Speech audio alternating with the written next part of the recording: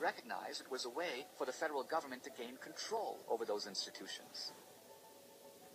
What these naive corporate executives don't realize is that while they might make a profit on Sunday, they could be gone by Monday. But Obama wasn't the only disciple.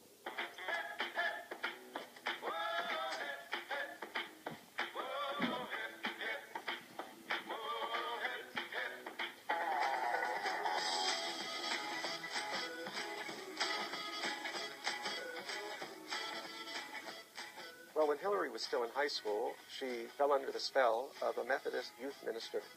And at that time, Hillary had been a Goldwater girl, a conservative, growing up in a perfectly conventional American suburb.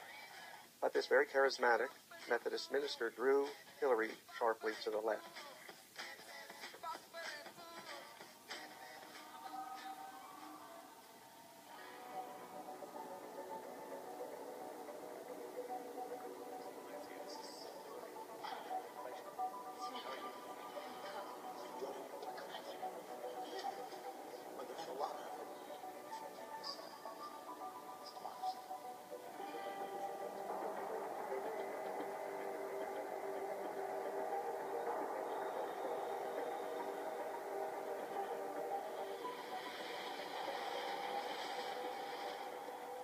After high school, Hillary met with Hillaryinsky again at Wellesley College, where she invited him to speak. Later, Hillaryinsky would offer her a job, but Hillary turned it down. When she got to college, she decided to focus on Hillaryinsky as her senior thesis work. Hillary was looking to Hillaryinsky for a way to put her existing leftist ideology into practice. But in studying Hillaryinsky, Hillary came to the conclusion that Hillaryinsky organizing could never truly transform America unless it somehow was connected more deeply to the core of the American political system. Hillaryinsky always opposed tight relationships between community organizers and politics. So this is where Hillary decided to take Hillaryinsky in a different direction. While Hillaryinsky wanted the radicals to pressure the government, Hillary wanted the radicals to become the government. Why try to shame people from the outside when you can intimidate them from the inside?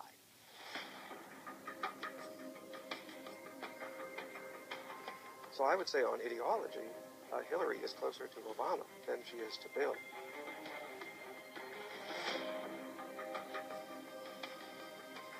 Hillary figured it out.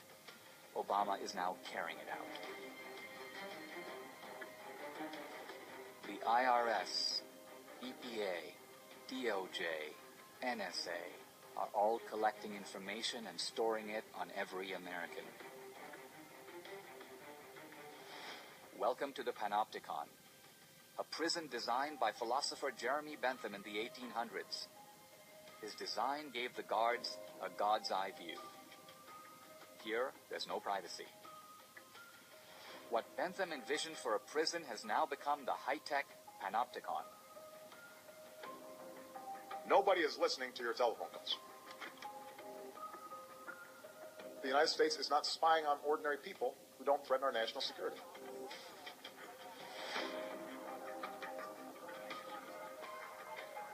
There's no question that the collection of these huge amounts of data gives the government the ability to go after anybody and everybody. The government will always use as much power as you give it. It will always go up to and sometimes cross over the line.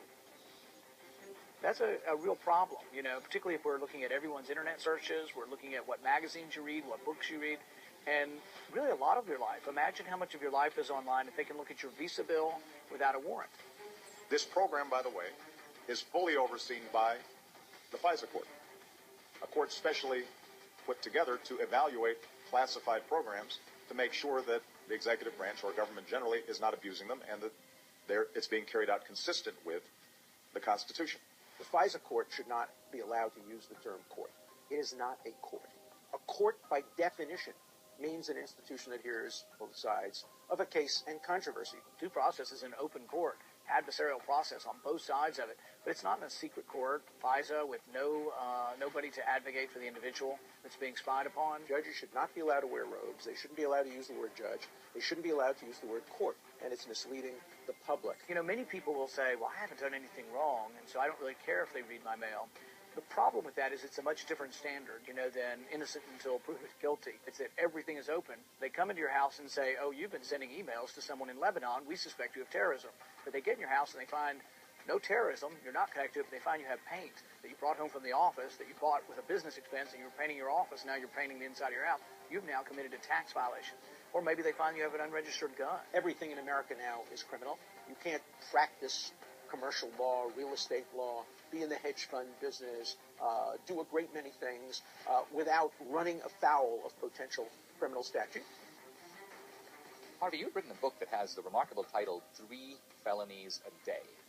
Now, how is it possible for an ordinary guy to commit 3 felonies a day? That on a normal day, the average reasonably engaged American does at least 3 things that arguably can be deemed federal felonies by some ambitious Department of Justice prosecutor. The problem with most federal felonies is that an average normal person, even I have to say a lot of my fellow lawyers, wouldn't have a clue that what they're engaging in is arguably prosecutable. Well, and consider it on top of this IRS scandal where it appears as if the government is using the IRS for partisan reasons. Maybe I'm not so confident that I would want all my phone records given to the government if it appears maybe I could be targeted by the government. I talk to people routinely now who I don't think are paranoid or saying, I'm a little worried about having my name publicly associated with conservatives or Republicans because I fear retaliation. I fear that I will be targeted by the SEC or the IRS or different arms of government. And I think it's a legitimate fear. I think it's probably almost nothing more fundamentally un-American than using government to target your political opponents. Well, when the president does it, that means that it is not illegal. During the Nixon administration, I was audited 4 times. I was audited because I was a very vocal critic of the Nixon administration.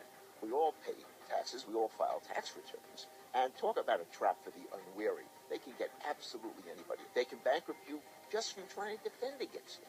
And then the rest of the game is, are you going to avoid a long prison sentence and plead guilty for a short sentence?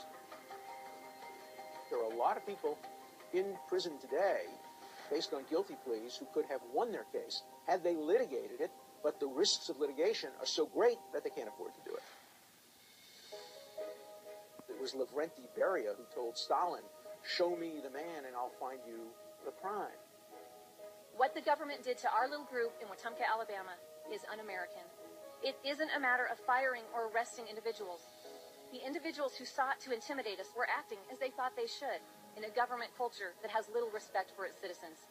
Many of the agents and agencies of the federal government do not understand that they are servants of the people.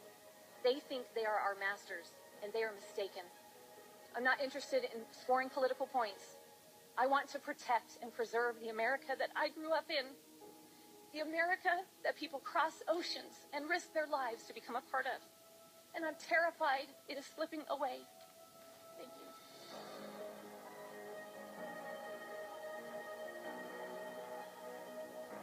Aaron Swartz was an internet whiz kid. At 14, he developed a new way to publish information on the web.